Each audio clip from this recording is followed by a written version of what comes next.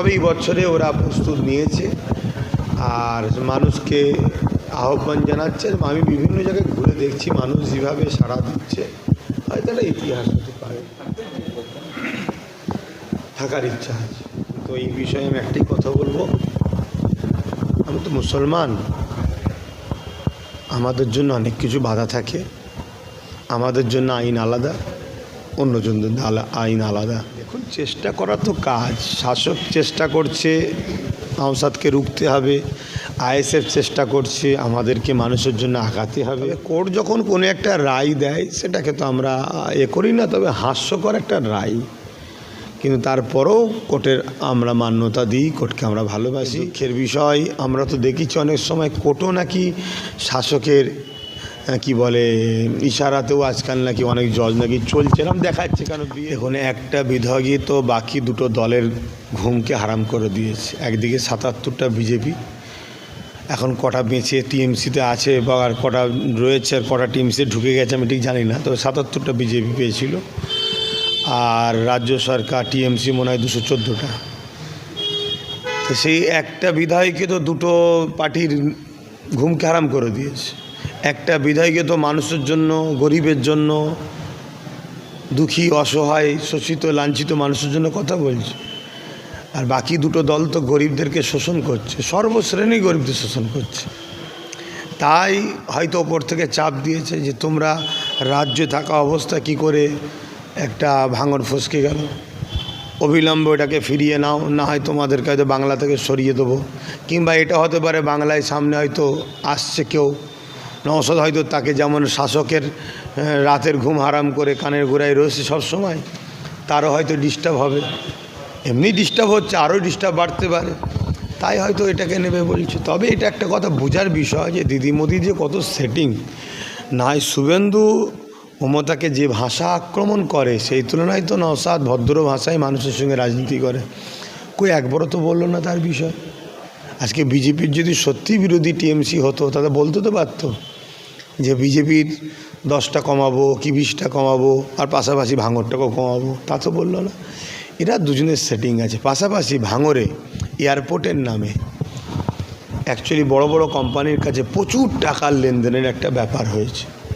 আদৌ এয়ারপোর্ট হবে না, কিন্তু এয়ারপোর্টের নামটা দেখিয়ে পুরো ভাঙরের জমিনকে মানুষদের ঘরে উচ্ছেদ করে জায়গাটা দখল করবে, তার জন্য একটা বড় টাকার লেনদেন গোপন সূত্রে জানা যাচ্ছে, মানে সেটা লক্ষাধিক কোটি টাকার কাছাকাছি। কারণ পুরো ভাঙরটাকে শেষ করতে এরা চাইছে।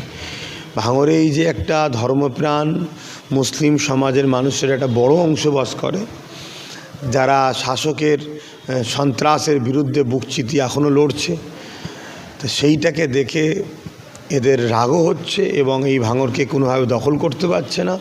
তাই বিধায়কটাকে হারিয়ে ভাঙরটাকে এয়ারপোর্টের নামে নিয়ে মানুষদেরকে সেখানে উচ্ছেদ করবো, এটা একটা এদের টার্গেট। এটা গোপন সূত্রে খবর আছে আমাদের কাছে।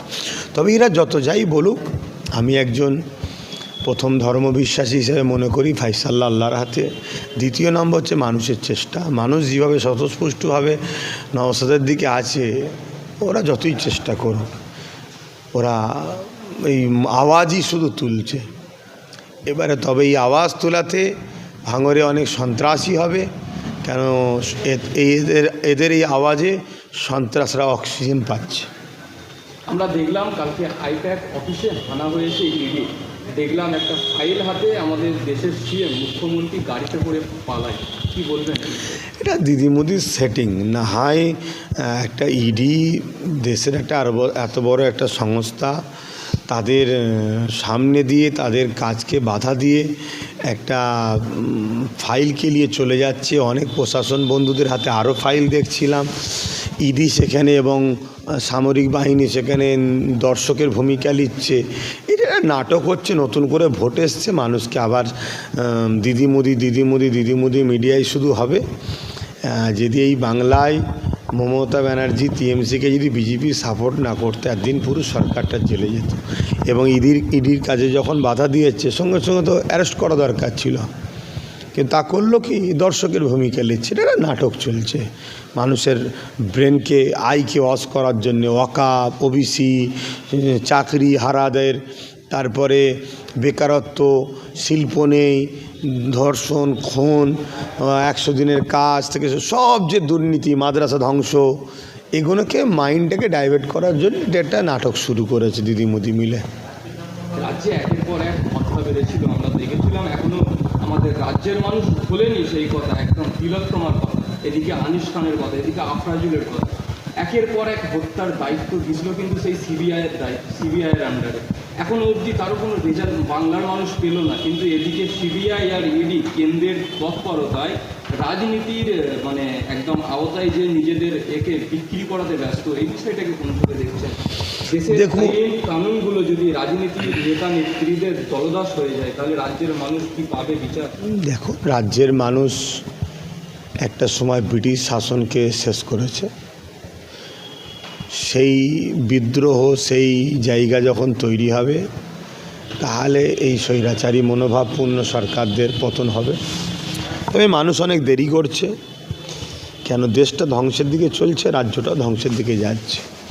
দেখুন, তিলোত্তমা বোনের ইনসাফ এই জন্যে হয়নি, কেন দিদি মোদির সেটিংয়ে আছে, একটা গরিবের ঘরের মেয়ে মারা গেছে, এতে সরকারের কিছু যায় আসে না, কেন্দ্র সরকারের কিছু যায় আসে না, রাজ্য সরকারের কিছু যায় আসে না। কেন্দ্র সরকার রাজ্য সরকারকে চাপ দিয়েছে ইডি সিবিআই পাঠিয়ে, আর রাজ্য সরকার বলছে তোমার কি করতে হবে বলো, আমি করে দিচ্ছি, এটা গেলে বেশি ধরাধরি করতে যাবো না, ডাকাডাকি করতে যাবো না, কেন তোমাদের মন্ত্রীদের ছেলেদের হাত আছে, সব বিশৃঙ্খলা হয়ে যাবে, আমি যা বলবে সেটা করবো। এইভাবে সেটিংয়ে কাজ করছে তুইরা।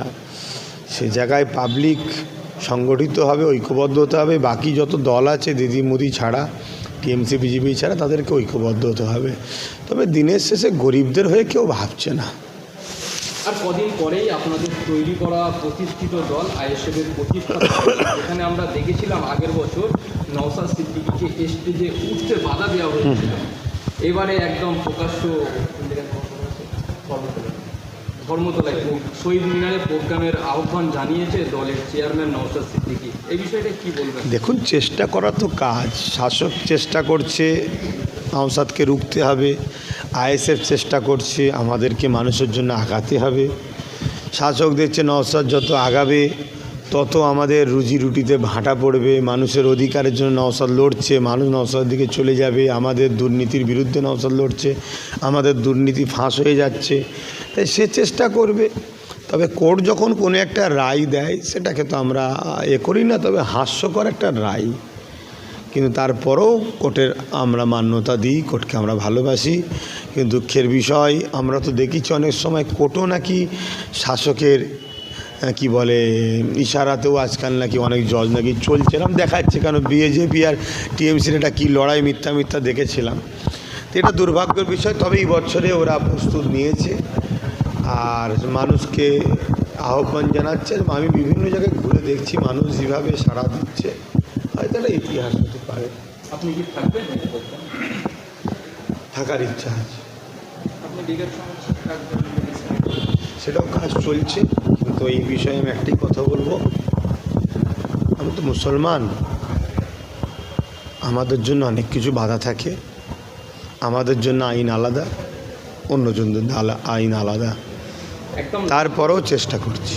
একদম লাস্ট প্রশ্ন ভাইজান, আমাদের দুদিন আগেই দেখলাম 100 জন কি বলে পাওয়ারফুল মানুষের মধ্যে, দর্শনের মধ্যে আপনার নাম এসেছে। এই যে বিষয়টা, এই বিষয়টাকে নিয়ে কী বলবেন? এটা মানুষের দোয়া, হুজুর পাক সাল্লাল্লাহু আলাইহি ওয়াসাল্লাম গোলামির ফল, এছাড়া আর কিছু না।